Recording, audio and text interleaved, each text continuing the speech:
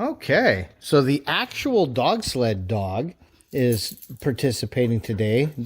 Shop Dog is up at the house for a little bit until he calms down. He likes to play a little rougher than Moo does. So this is Muska. This is who this car is actually being built for, because mommy spoils doggies. So this week, I'm going to tell you one thing I'm going to do is I'm pulling this back apart, setting the pedal height, getting it so the brake switch works correctly now that we've got that pedal arm figured out. Diesel is now going to tell us what he's gotten in the mail and what he's planning to do. So we're trying to figure out where we can mount some rear speakers in the back. And when we look at the factory cars, they actually were able to mount 6x9 type speakers in the humps behind the seat, and there isn't enough room back there to actually sink a good speaker. So I purchased a couple of sets of different, speaker covers, and we're hoping that maybe these can mount on top and get upholstered. This is for a 6x9. These showed up here. There should have been 4 of them in here. A couple of different types. These are for 6-inch, 5 1/4, something like that speakers with a separate tweeter. So we're going to play with these as well and see if these will work in the back. These may work real well on the kick panels because we talked about doing kick panels, speakers in there instead of the door. So we'll play with these as well. So this is going to be a test fit day. We'll see what works and what doesn't.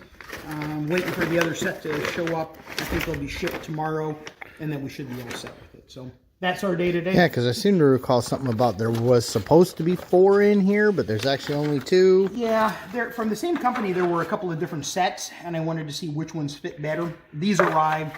The other ones haven't arrived yet, and it's a matter of just having them reshipped. So we'll see.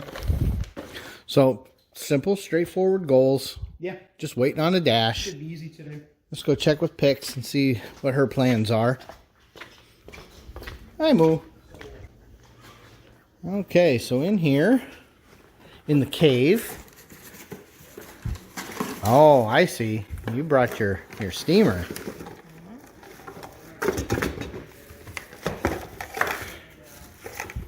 See how well this works.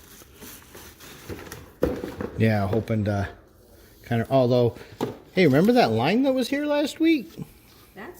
That's almost completely gone. Yeah. Yeah, there's still some work over here that has to happen. But this line actually almost disappeared by itself. And that's what I thought once the glue dried. Yeah, everything would kind of suck in. So, yeah, just learning. Once you've made this, then you can make a bunch of them. Because we have a lot of 66 Catalina dashes lying around. So, all right, well, we'll check back later, see how things are going. Cool. Unexpectedly, FedEx brought us something, and look at that. That's an actual plate, actually mounted.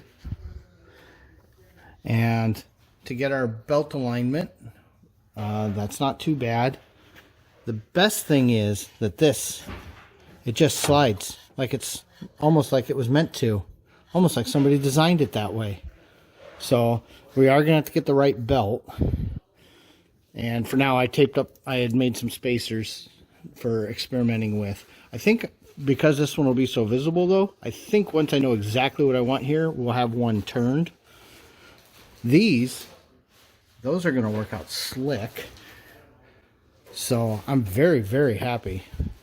And I've got a couple of the bolts in just to kind of locate things.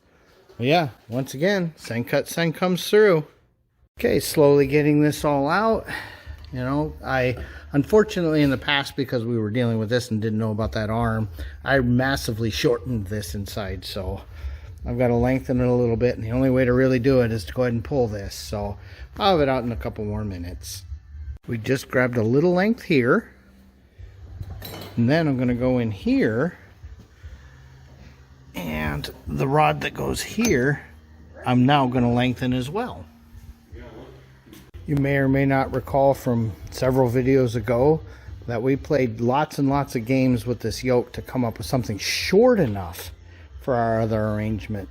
So now that I've finally got this out, I will go get the original piece that we had on here. Unfortunately, we did shorten everything, but I think we'll get our length in there. This is going to work.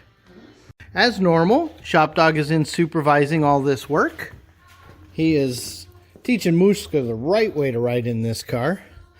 But I believe that Diesel's getting ready to start playing speaker pod games. Already did. And I have a plan.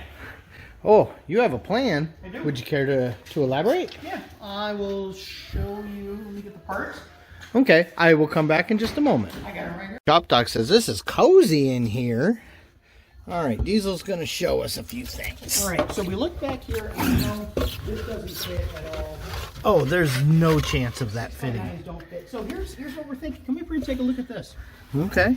So what we're thinking is maybe it can go right here. Okay, how does that work with the seat down? Well, let's take a look because we played with it with the seat up and the door closed, and it actually worked pretty well. Let's see if it fits here. Okay, yeah, you gotta get your angle. Look at that. Honestly, that actually would work just fine. Luckily, you're planning to make new door cards, and this means you don't have to worry about window tracking or anything. Correct. Yeah, and the other thing, unlike the front door panels, we don't have to fight with the window crank. So let's take a look at the fronts here, and I'll show you the thought, at least on the front. Okay, let me and ShopDog come forward a little. Oh, boy, I am not a tiny dog. So same thing here. Hand me this one. This right here. Oh, is there a left and a right? Yeah, you see they are symmetrical, right? Okay. So if you look at this, the thing we're fighting with here is this handle, and this Yeah, handle. but could you do that without the tweeter? Could you do a similar thing without the tweeter? Could, right? Or you might be able to do something like this. Put that one here, right? You might be able to get away with that. Now, ideally, what you'd want, though, is you'd want it to be like something like Yeah, unfortunately, this car is not slated for power windows. No. No. But if you put something maybe like this. Yeah, that could be annoying. Well, Cheryl was worried about hitting these. That's what I'm saying is that could actually be weird. Mm-hmm. But again, an idea for it. These will, I think, definitely work on the back doors. Yeah, that might work in the back doors. I don't know that that particular pod works well up front. And maybe a smaller pod might be the way to do it. The other thing I was thinking is how do you get them here? And really can't. Oh, and over there with the parking brake. Yeah, you can't do it. no, So that's, yeah, like in an F-body when you do that, no parking brake. Yeah, so they're definitely not going here in the door panel. It's going to be a or in the kick panel. It's going to be a matter of figuring out how to go here. So I'll be I curious. wonder if any of those weird ceramic speakers sound any good yet. Might The be. ones without the big magnet on the back. We can try out a bunch of stuff. Because, boy, then suddenly it's only, you know, an inch thick. Mm-hmm. So, might be a thing to learn. More stuff to play with. Smile. That is now lengthened and on the pedal. And I'm getting ready to do a little fishing for the bolt I dropped. It's time for the moment of truth. You can see I'm clearing the firewall here. I just got a couple of these on. Let's go see what the pedal height looks like and see what we think here. Oh, I don't think that's terrible at all. So let me feel the brake switch. It feels like we're engaging the brake switch. Oh yeah, good stiff feel. That feels pretty good. Let me feel my foot. So we're driving.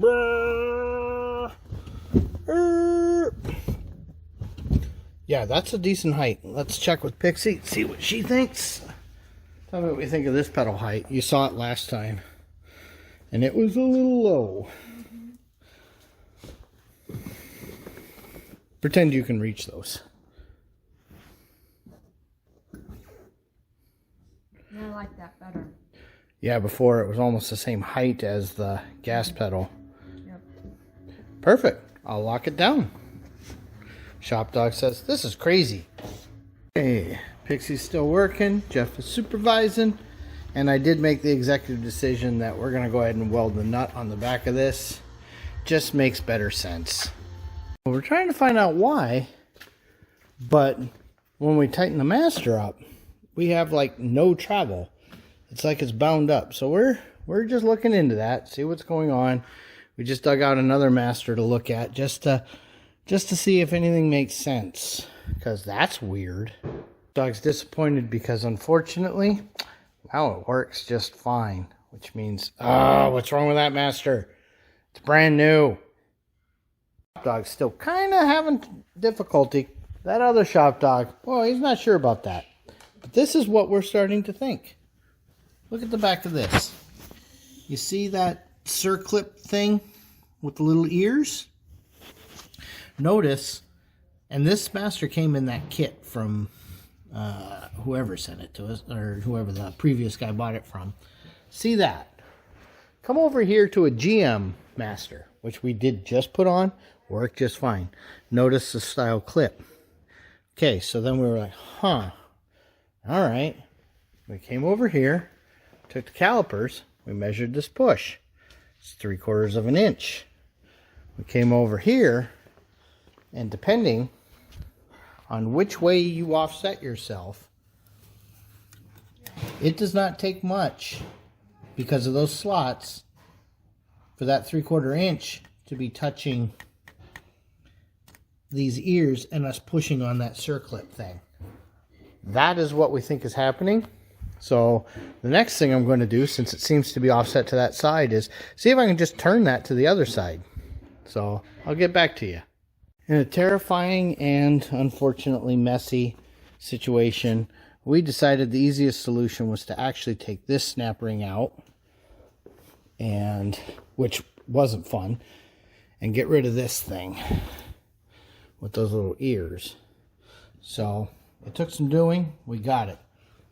And the way we did it is you got to tag team it. You need a big channel lock, and we used a pretty hefty Allen key channel lock against this ear. Boom, slide that in, and then monkey with that. We'll put that one back together for future use. But that should allow this to work. We'll report back in a minute. And we are just dumbfounded.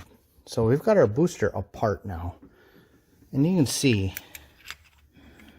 you know, one, bury that, you know, there's slop in there. That's just a pusher. This comes forward. In fact, right there, that's where the slop gets taken up. Plastic still has room. Oh, I hope you guys can see that.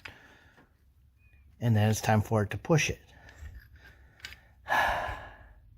But it doesn't. So that's the thing we're still fighting right now. And yet, we could put that one on there and it pushed it no problem at all. So what changed? What's different? We're working on it. Other shop dog says, huh. Yeah, look at how this is coming out. A little bit of wrinkling here, and I think that'll relax. Goodness gravy. Oh yeah, so this is the thieving you have to do to get it to bend, huh? Uh-huh. Oh yeah, screw holes. We need those. Yeah. Thank you for finding those. Yeah. Wow, I can't believe how stretchy this is. That is unbelievable. Shop Dog says, hey, I don't know what's going on, but it sure is kind of chilly out for a dog with no fur. Yep, send, cut, send. So at this point, we're going to consult with Master Power and find out. I'm starting to wonder if this master is actually no good. Remembering, since we've owned this car, brakes have never worked correctly. And the fact that I can only get 1/4 inch of travel out of that, and I can get 1.5 inches of travel out of that, and I do understand, you know, this has fluid and everything. It doesn't feel right. Something is wrong. So we're starting to wonder if the reason the brake felt so funny is we're really only running on the rear brakes anyway. That's what we're starting to be curious about. So there's more diagnosis, but it looks like the dash pad's coming along pretty nice. So maybe in the next couple weeks, we'll have this all back together. That sure would be nice. Anyway, thanks for watching. I'm going to go visit. We got company. And, you know, should be something fun on Wednesday. 3, 2, 1. What do we say? Thanks for watching.